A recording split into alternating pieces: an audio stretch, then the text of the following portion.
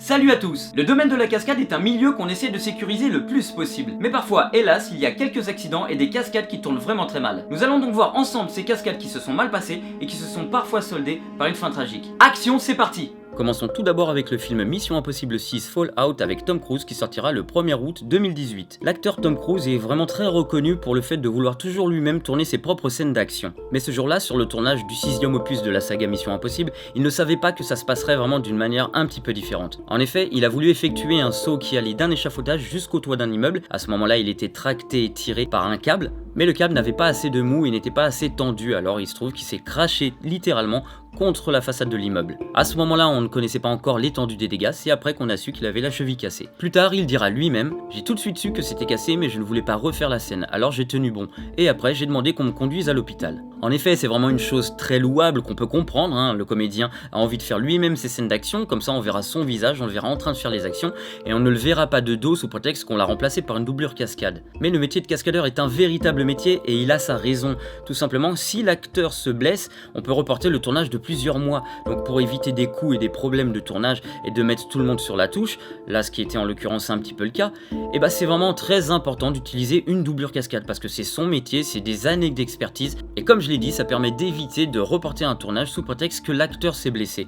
Allons jeter un coup d'œil maintenant du côté d'un film que beaucoup d'entre vous connaissent puisque ça parle de parcours, c'est le film Banlieue 13 qui est sorti le 10 novembre 2004 avec Cyril Raffaelli et David Bell. Le problème dont je vous parlais tout à l'heure dans Mission Impossible comme quoi les acteurs font parfois leur cascade prend ici tout son sens.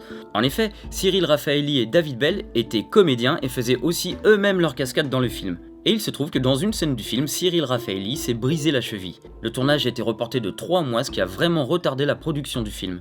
Forcément, qui dit report de tournage dit perte d'argent, retard de diffusion et plein d'autres problèmes de ce genre-là. Il y a eu un deuxième accident sur le film Banlieue 13, c'est lors de la poursuite de Leito, donc David Bell, sur les toits. Lorsque ce dernier tente d'échapper à ses opposants en effectuant un saut de fond sur un toit, certains le suivent en effectuant aussi un saut de fond. Mais il se trouve qu'à ce moment-là, l'un d'eux, Rudy, a effectué le saut et s'est vraiment fait très mal au genou. D'ailleurs, on peut voir la scène présente dans le film lorsqu'il se fait mal au genou. Nous allons maintenant parler du film Deadpool 2 qui sortira le 16 mai 2018, sur lequel il y a une cascade qui a vraiment très mal tourné et qui a vraiment mal fini. Effectivement, lors du tournage du film et lors d'une séquence de poursuite en moto, la scène ne s'est pas du tout passée comme il fallait. La cascadeuse Joy S.J. Harris doublait l'actrice Zazie Beetz qui avait le rôle de Domino, une mercenaire tireuse d'élite de la franchise Marvel. La cascadeuse pilotait une moto qui est devenue tout à coup incontrôlable. Le véhicule est monté sur le trottoir et a foncé dans une baie vitrée. La jeune femme est morte sur le coup. Joy S.J. Harris avait déjà réalisé 4 fois la cascade avec succès avant de perdre le contrôle du véhicule lors de la 5e prise. L'acteur Ryan Reynolds, qui joue Deadpool, avait réagi sur Twitter avec le post suivant. Aujourd'hui, nous avons tragiquement perdu un membre de notre équipe alors que nous filmions Deadpool. Nous avons le cœur brisé, nous sommes choqués et dévastés. Mais ce n'est rien comparé à la douleur et à la peine inexplicable que sa famille et ses proches doivent ressentir en ce moment. Mon cœur est tout entier dirigé vers eux et tous ceux touchés dans ce monde. Le tournage du film a forcément repris, mais avec la douleur d'avoir perdu une personne de l'équipe. Voyons à présent un film qui est sorti tout récemment, c'est le Labyrinthe 3, le remède mortel avec comme acteur principal Dylan O'Brien. A la base, le film devait sortir en février 2017, mais le 17 mars 2016, un grave accident a totalement changé la donne et a remis en question le tournage. C'est l'acteur principal Dylan O'Brien qui a été blessé lors d'une cascade qui devait lui permettre de passer d'un véhicule à un autre lorsqu'ils étaient tous les deux en mouvement. En fait, il semblerait qu'entre deux prises de la dite cascade, des modifications auraient été faites sans qu'aucune réunion d'information ne soit tenue. Le timing de la cascade ayant été changé au dernier moment, la deuxième voiture a foncé inexorablement dans la voiture dans laquelle était présent Dylan O'Brien et l'accident était inévitable. Ce dernier fut victime de multiples fractures et a dû être mis en convalescence pendant plusieurs semaines. Nous allons maintenant voir l'un des accidents les plus graves qui a pu avoir lieu lors d'une cascade sur un film français. C'est pour le film Taxi 2 qui est sorti le 25 mars 2000.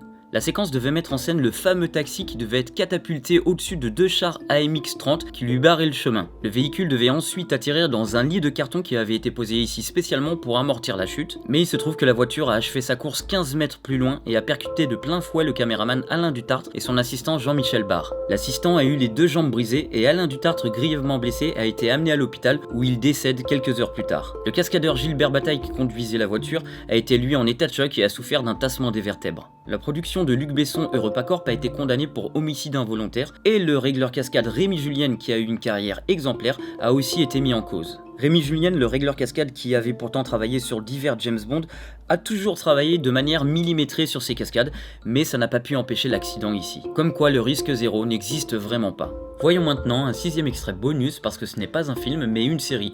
C'est la série The Walking Dead. Lors du tournage d'un épisode pour la saison 8, un cascadeur du nom de John Bernecker, âgé de 33 ans, a chuté d'un balcon situé à 6-7 mètres de hauteur et est tombé sur la tête sur un sol en béton. Il a été transporté à l'hôpital d'Atlanta, mais il a été déclaré quelques temps plus tard en état de mort cérébrale. Les différents acteurs de la série lui ont rendu chacun un hommage sur Twitter.